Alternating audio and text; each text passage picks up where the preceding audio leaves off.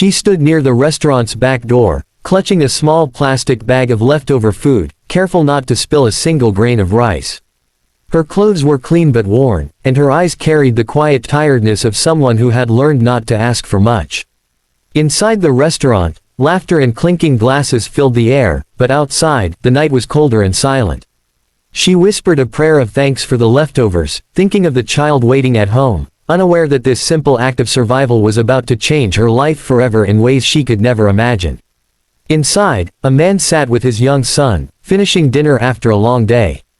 The boy swung his legs under the chair, distracted, until his eyes drifted toward the window. His small face suddenly froze, curiosity turning into shock. He leaned closer to the glass, nose almost touching it, staring at the woman outside. Something about her felt familiar, like a memory he couldn't fully explain but felt deep in his chest, as if his heart recognized her before his mind could. The boy tugged his father's sleeve urgently, his voice trembling with certainty.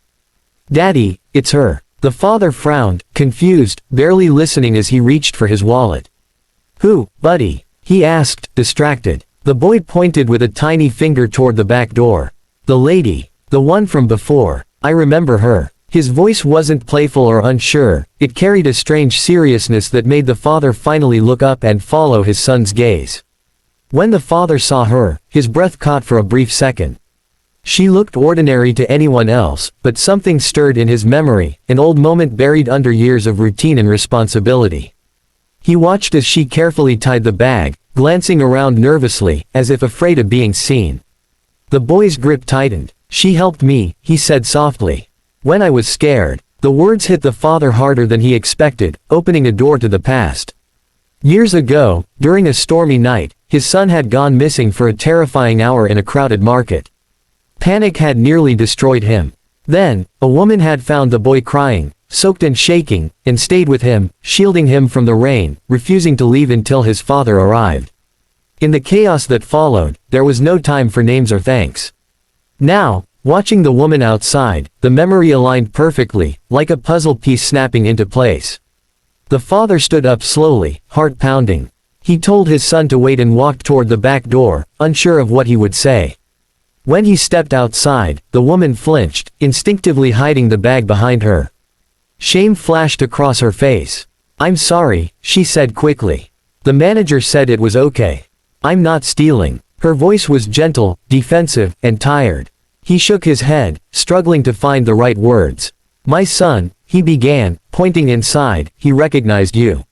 She looked confused, then afraid. Memories flooded back to her too, the lost boy, the rain, the fear in his small eyes. Her shoulders relaxed slightly. "I just stayed with him," she said quietly. "Any mother would." The father felt a lump in his throat. "You didn't have to," he replied. "But you did. And I never thanked you." She tried to brush it off, embarrassed by the attention. "It was a long time ago," she said. "I'm glad he's okay." She turned as if to leave, not wanting to take up more space than necessary. The father stopped her gently. "Please," he said, "let me at least buy you a proper meal." Tears welled in her eyes, not from hunger alone, but from the rare kindness in his voice. Inside the restaurant, the boy watched anxiously as his father spoke to the woman.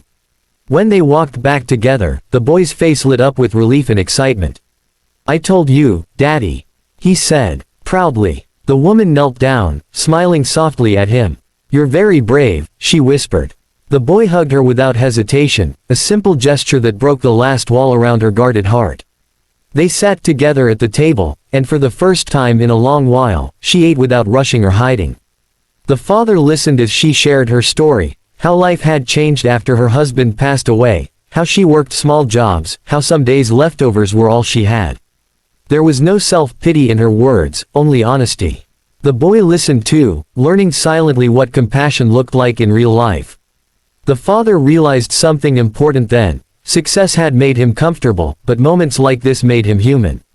He thought about how close he had come to walking past her without noticing, how easily people became invisible when they struggled quietly. He excused himself briefly, speaking to the manager in hushed tones, making arrangements that would soon surprise her. When he returned, he placed an envelope gently on the table. She immediately shook her head. "I can't take money," she said, firm but polite. He smiled. "It's not charity," he replied. "It's gratitude. And an opportunity." Inside was a job offer at one of his businesses, along with advance pay and support. Her hands trembled as she realized this wasn't pity, it was respect. Tears streamed down her face as years of silent struggle finally cracked. "I don't even know how to thank you," she whispered. The father looked at his son. "You already did," he said. "By teaching my boy what kindness looks like."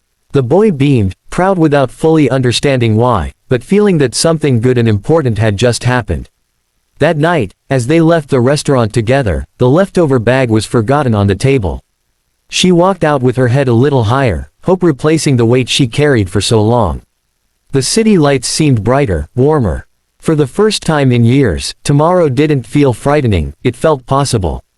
Weeks later, she started her new job, nervous but determined. She worked hard, grateful for the chance, slowly rebuilding her life with dignity. The boy often visited, waving excitedly whenever he saw her. Their bond, formed in fear and rediscovered in kindness, remained strong, reminding them all how small moments could echo forever. The father watched these moments quietly, reflecting on how his son's innocent words had changed everything. "Daddy, it's her," had become a reminder that children often see what adults overlook. He realized that compassion wasn't loud or dramatic, it was noticing, remembering, and choosing to act. The woman no longer waited behind restaurants at night, but she never forgot those days. They shaped her humility and her strength.